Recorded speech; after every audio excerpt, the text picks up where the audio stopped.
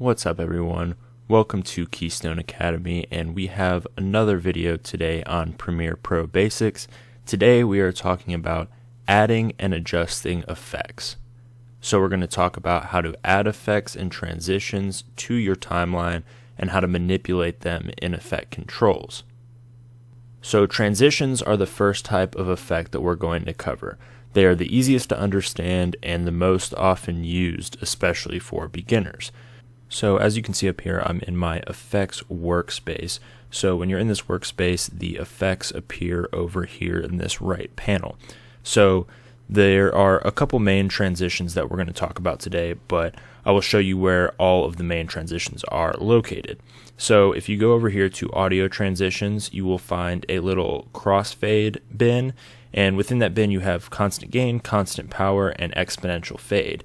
And constant power is what we're going to be talking about today, which is just your basic fade from one audio clip to another.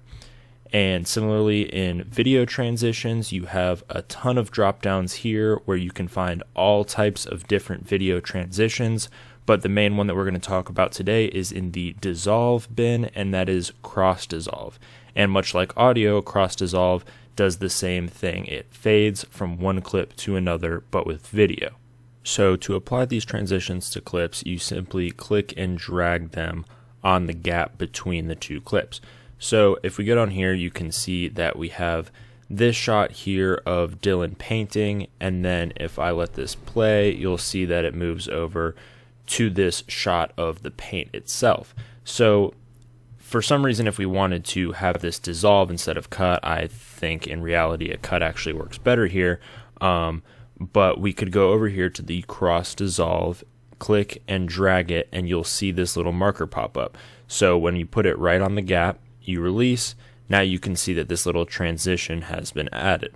So transitions have default durations that you can actually adjust to make them longer or shorter just by clicking and dragging them, but you can always change them by right-clicking on them and going to Set Transition Duration. And as you can see, this little dialog box pops up, and right now I have it set at my default of 10 frames, but I could change this to, let's say, 20 frames, and hit OK, and then as you can see it gets a little bit longer. And if you have your effect controls panel open, which I do up here, you can also edit the duration up in this little section over here. Now the constant power audio fade works much the same way. You click and drag and you can drop it on the gap between two clips, and there you go. Now it will fade the audio from one clip to another if you're going for more of a smooth transition in your sound. Another way to apply these transitions is by right-clicking on the gap between the two videos. Since these videos are linked, as you can see, I have selected both the gap between the video and the audio. And down here you'll notice there is a button to apply default transitions. So if I click this, you will see that it has applied both the default audio and video transition to these clips. And if you did ever want to change the type of default transition, all you have to do is go up to your transitions over here, and you can see that the ones that are currently default are highlighted in this little blue box. So this is your default audio transition, and this is your default video transition.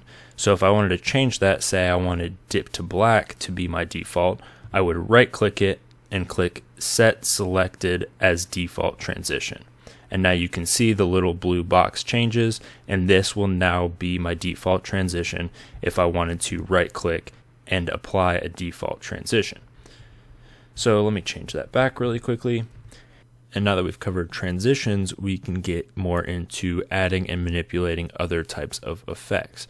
So before we actually get into adding any effects, I want to kind of show you guys how the effect controls window works. So if I were to click on any clip down here, let's just say this one, you can see that all these effect controls pop up. Now, I haven't added any effects to this clip, so these are all of the default controls. So as you can see up here in video, you automatically get motion, opacity, and time remapping. And down here in audio, which is the audio for this clip, you can adjust volume, channel volume, and your panner. So if you want to add any effects to a clip, you do it much in the same way that you add transitions. So let me go back over here to my effects window. I will go ahead and twirl these down to minimize the transitions. And then just like the audio and video transitions, you have audio and video effects. So if I twirl down this video effects right here, you can see I have all these different types of effects I can choose from. So let's just say we want to use a, transform effect. So we'll come down here. Let's say we want to crop this video. I can just click this and drag it either to the video itself, or if I already have this video highlighted, I can just drop it in the effect controls panel.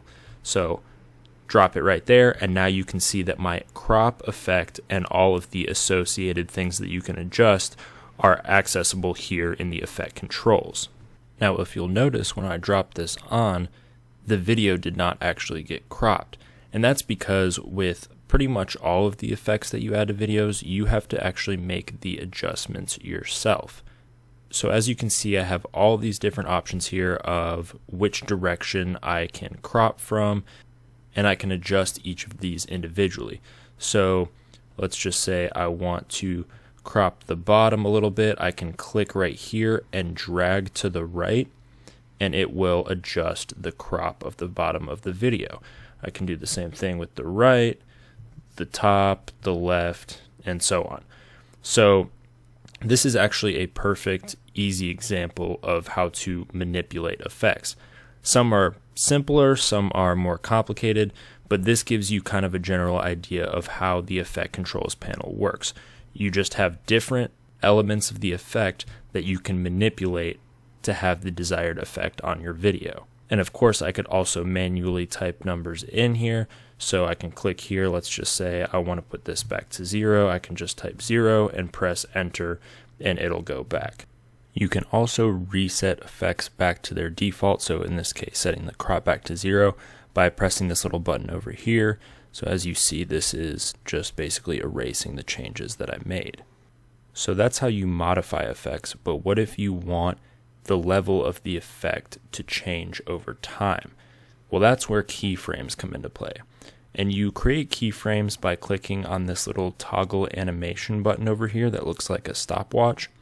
And what that allows you to do is create multiple points where you're basically telling Premiere what value you want the effect to have at different points in time. So that's what this little playhead is for over here. So say right here, I want the top crop to be at 0%. So I'll click the stopwatch and it creates a keyframe for me here. Then let's say over here, I want the crop to be down to here.